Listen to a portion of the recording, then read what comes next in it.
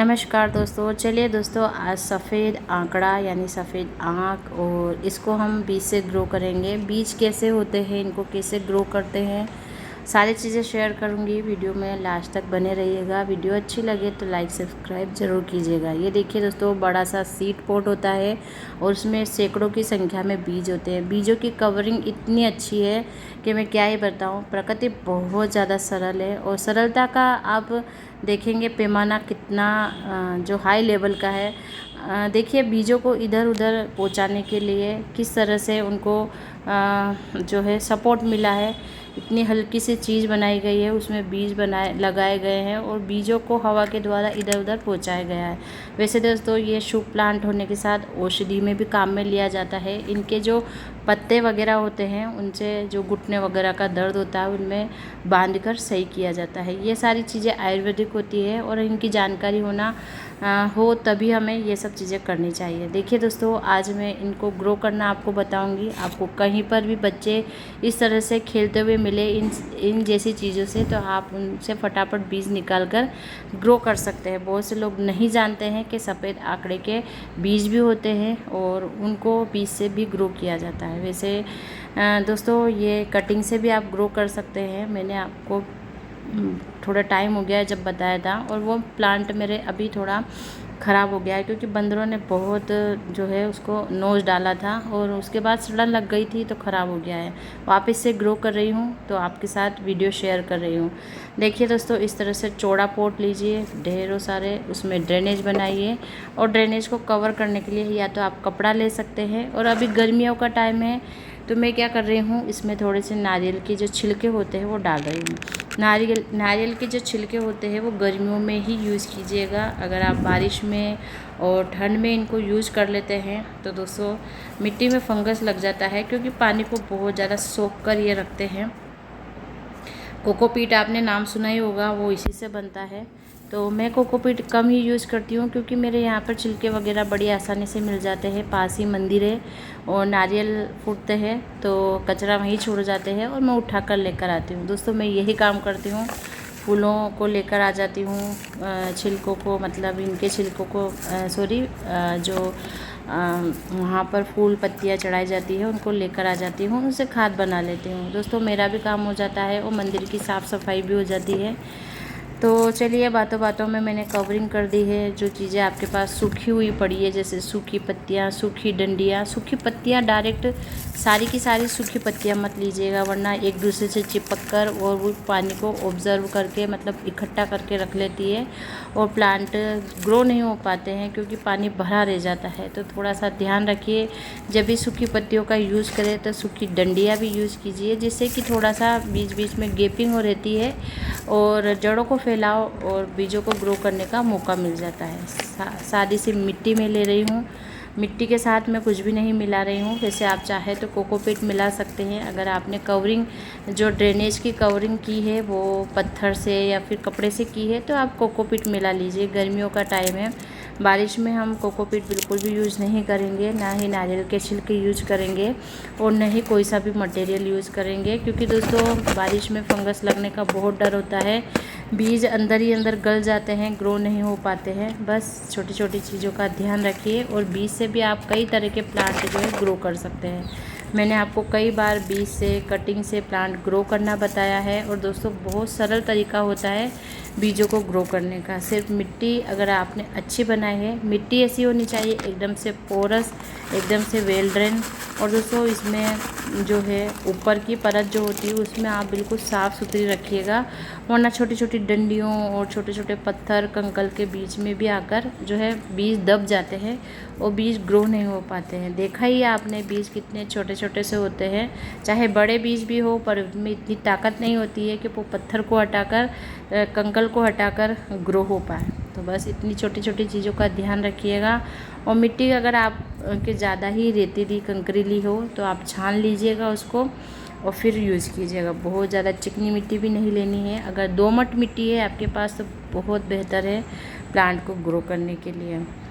देखिए दोस्तों, मुझे जो जानकारी होती है मैं आपके साथ शेयर करती हूँ।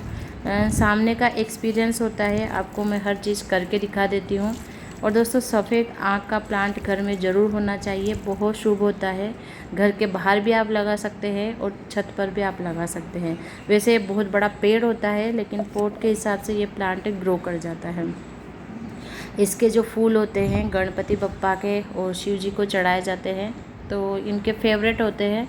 तो इस तरह के प्लांट आप ज़रूर लगाइएगा और बीज से बड़ी आसानी से ग्रो कर सकते हैं। मेरे कुछ फ्रेंड जो है वो मुझसे बीज मांग रहे थे, लेकिन दोस्तों मैं बहुत छोटे से गांव में रहती हूँ और वहाँ से बीजों को भिजवाना मेरे लिए बहुत कठिन होता है। वैसे ये बीज हमारे यहाँ पर यूं ही मिल जाते हैं।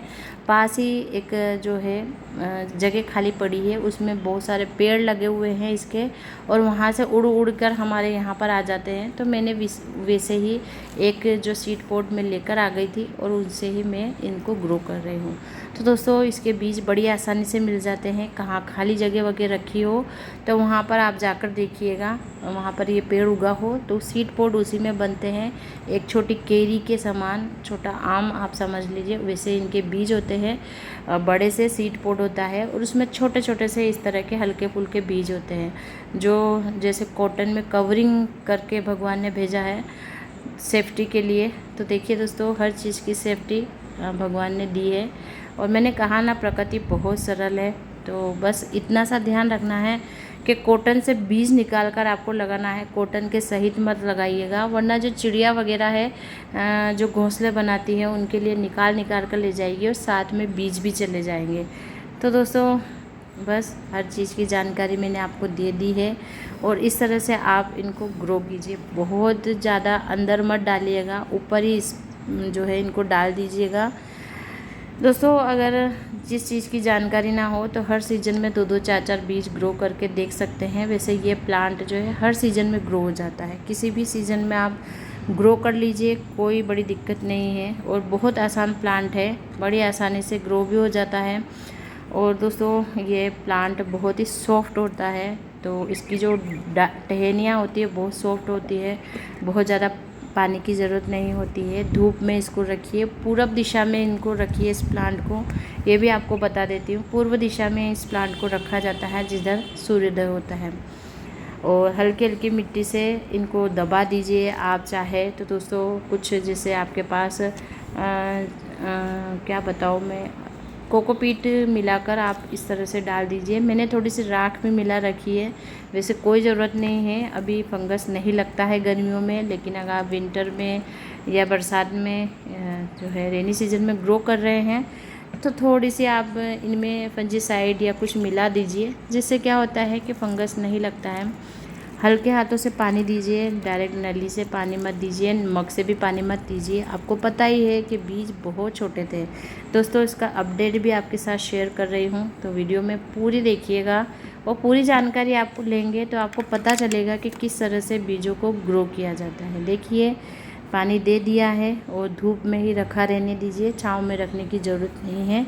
हल्का फुल्का पानी डेली दीजिए, बोतल के छेद कर लीजिए उससे दीजिए या शावरिंग से दीजिए।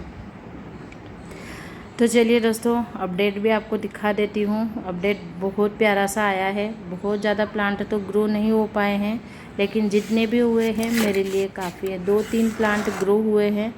पहले आपको दिखा देती हूँ, ये काला धतूरा है। गर्मियों में बहुत से लोग बोलते हैं कि गर्मियों में जो है बीज ग्रो नहीं होते हैं, लेकिन मेरे यहाँ पर आप देख सकते हैं गर्मियों में भी बहुत अच्छे से बीज ग्रो हो रहे हैं और ये सारे अच्छे से चल भी रहे हैं, ऐसा नहीं है। और खुले आसमान के नीचे रखे हुए हैं सारे के सारे प्लांट। बस आप जब भी बीज ग्रो करें तो वाटरिंग का ध्यान रखिएगा, वाटरिंग अच्छे से कीजिएगा, वरना दोस्तों अगर आपने जो है बीजों में वैसे ही पानी डालते रहे तो बीज इधर उधर गुड़क जाएंगे, लुढ़क जाएंगे और फिर वो ग्रो नहीं हो पाते। देखिए दोस्तों अपडेट आप देख लीजिए, लगभग 15 दिन बाद इस तरह से बीज ग्रो हुए हैं और बहुत ज़्यादा तो नहीं हुए हैं, धीरे धीरे हो जाएंगे। ये देखिए एक और यहाँ पर देख सकते हैं, इस तरह से बड़े बड़े पत्तियों के इसके प्लांट निकलते हैं। और अगर ये बच कर रहे तो फिर मैं आपको इसकी रिपोर्टिंग भी ज़रूर शेयर करूँगी। तो धन्यवाद दोस्तों वीडियो पूरी देखने के लिए।